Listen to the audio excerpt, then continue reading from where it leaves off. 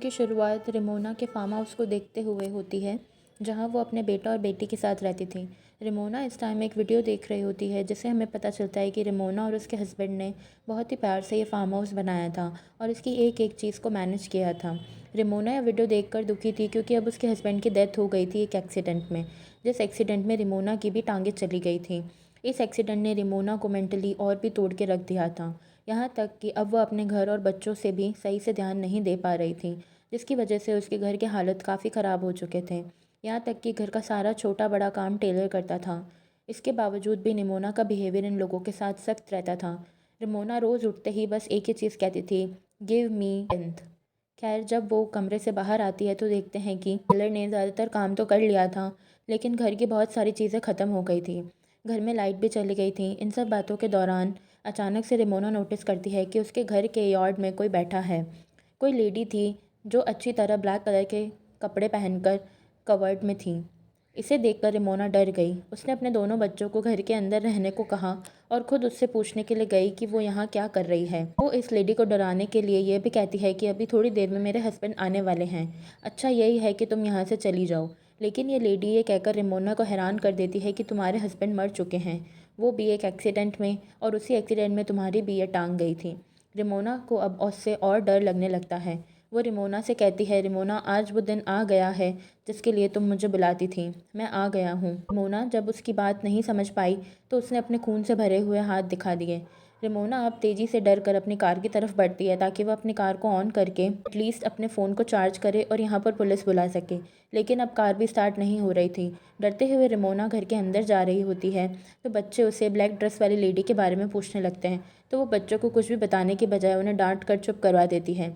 बच्चों के सवाल जब ख़त्म नहीं होते तो रेमोना का गुस्सा एक हद से ज़्यादा बढ़ जाता है। वो चीज़ों को तोड़ने लग जाती है और अपने बच्चों पर भी शाउट करती है। उसके बाद खड़े होकर वो घर के सभी खिड़की दरवाजे लॉक कर देती है। इसके बाद जब वह बैठती है तो उसे अपनी टांग के ज़ख्म में दर्द फील होता है। वो देखती है कि वहाँ एक स्टिच निकला हुआ है। रेमोना नोटिस करती है कि वो औरत थोड़ा सा इनके घर के करीब हो गई है। यह देखते हुए वह सोचती है कि वो अपने डॉग चार्ली को घर के अंदर ले जाए, लेकिन जब वो बाहर गई तो उसने देखा कि उसका डॉग भी वहाँ नहीं था।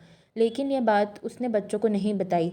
लेकिन अब इस डर ने उसके गुस्से को और भी ज़्यादा भड़का दिया था।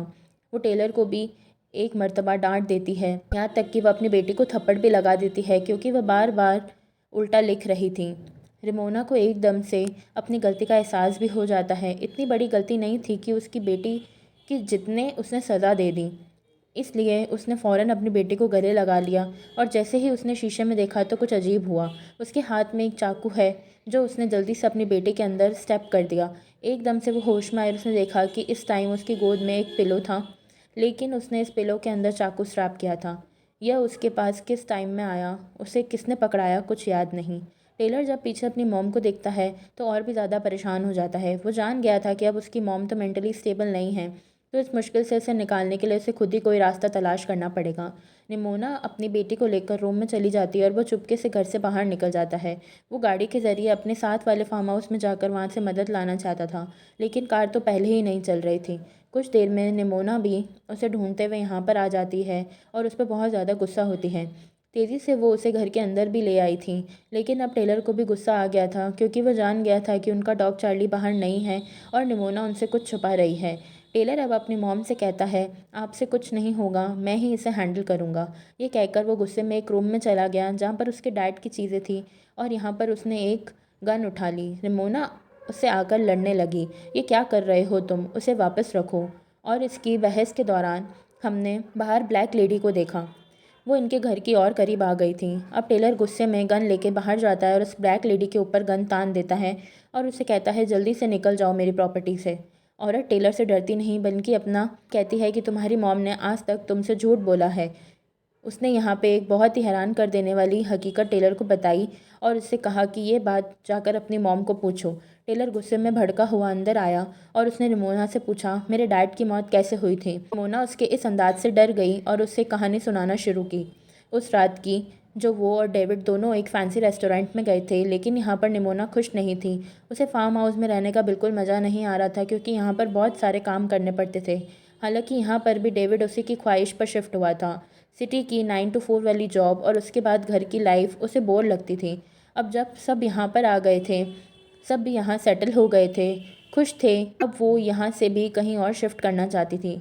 लेकिन डेविड साफ मना कर देता है क्योंकि इतनी जल्दी शिफ्टिंग और सबका सेटल होना पॉसिबल नहीं है, क्योंकि अच्छी खासी बहस होती है और ये लोग इसके बाद होटल से निकल जाते हैं। दिखाया जाता है कि डेविड नहीं बल्कि उस रात निमोना ही कार ड्राइव कर रही थी। उसने अपने पीछे इसी ब्लैक लेडी का शैडो दिखाई दिया उस रात, जिसकी वजह से उसका ध्यान भटक गया और उनका एक्सीडेंट हो गया। हालांकि उसने तो बच्चों को ये झूठ बोल रखा था कि उस रात गाड़ी डेविड ड्राइव कर रहा था और उसकी वजह से एक्सीडेंट हुआ। टेलर यह हकीकत जानकर बहुत ज़्यादा दुखी हो जाता है, टूट जाता है। उसके अंदर भी नेगेटिविटी ज़्यादा होने लगती है और ऐसे बाहर बैठी हुई लेडी का असर इनके घर पे और ज़्यादा होने लगता है। और इस दौरान हमें दिखाया कि इस लेडी का शैडो बड़ा होता जा रहा था। इस औरत के शैडो से बचने के लिए ये लोग एटीक में चले जाते हैं, लेकिन एटीक में भी वो ब्लैक लेडी अपने शैडो के ज़रिए रमोना की छोटी बेटी को अपनी तरफ खींच लेती है। ये लोग उसे पकड़ते भी हैं, लेकिन वो लड़की तेज़ी से खींची जा रही थी। तब टेलर जल्दी से जाकर उस विंडो को ही ढक देता है, जिसके ज़रिए वो ब्लैक लेडी निमोना की बेटी को कंट्रोल कर रही थी, और विंडो को कवर करने के बाद उसकी बहन छूट जाती है। लेकिन इसके बाद भी वह टीटी खामोश नहीं बैठी थी। वह इनके घर की लाइट्स फ्लिकर करके इनके घर की चीज़ों को गिराकर इन्हें डराती है और फिर निमोना पर हावी हो जाती है, उसे पोस कर लेती है। हावी होते हुए ऐसा सीन दिखाया जाता है जैसे निमोना और एक एंटिटी एक साथ मिले हुए हैं। वो एंटिटी अब निमोना की बेटी को गले लगाती है और वो भी गायब हो जाती है। टेलर अपनी आंखों से देखता है और कंफ्यूज हो जाता है। वो अकेला ही यहाँ खड़ा रह गया था। उसकी मॉम और बहन को इस एंटिटी ने एकदम से गायब कर दिया था। तभी अचानक पीछे से निमोना अपना लाइटर ले आती है। अब रूम और टेलर दोनों मिलकर निमोना की बेटी को ढूंढने लगते हैं, और ऐसा करते हुए निमोना एक ऐसे कमरे में चली जाती है जो कमरा उसके पास दिख रहा था, जिसमें उसे डेविड भी नज़र आया। डेविड काफ़ी खुश नज़र आ रहा था और वह निमोना से कहता है, देखो तुम्हारे पसंद के फूल भी यार्ड में खिल गए हैं। निमोना अब उसके करीब चल जाती है। एकदम से सीन बदलता है और हम देखते हैं कि डेविड ने उसे मारना शुरू कर दिया। उसका गला दबा रहा था और अगले ही पल निमोना ने अपने आप को ब्लैक ड्रेस में यार्ड में बैठा हुआ देखा, बिल्कुल एक एंटिटी उसी तरह जो इनके घर के बाहर थी। इस टाइम उसके सामने निमोना का दूसरा वेरिएंट था। यह वो सीन बन गया जब निमोना पहली मर्तबा इस ब्लैक ड्रेस वाली लेडी से बात करने के लिए आई थी। यहाँ इस सीन में ब्लैक ड्रेस में बैठी हुई निमोना अपने मुंह से वह ब्लैक कपड़ा, ब्लैक वेल हटाने लगती है, और उसके सामने वाली निमोना अजीब से तरीके से कहती है कि वो दिन आ गया जिसका तुम्हें इंतज़ार था। सीन अब यहाँ से कट होता है और निमोना दोबारा अपने आप को अटैक में देखती है, जहाँ उसने दोनों बच्चे मौजूद थे।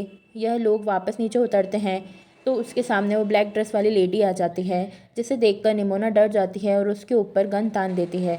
तो ये लेडी कहती है, मैं खुद यहाँ नहीं आई हूँ, तुमने मुझे बुलाया है। हर सुबह तुम उठकर कहती थी, गिव मी दी स्ट्रेंथ। तुम अपने आप को, अपनी ज़िंदगी को ख़त्म करने के लिए ताकत मांगती थी, और अब मैं तुम्हारे पास आ गई हूँ। यहाँ पर निमोना अब इस लेडी के साथ अकेली रह जाती है।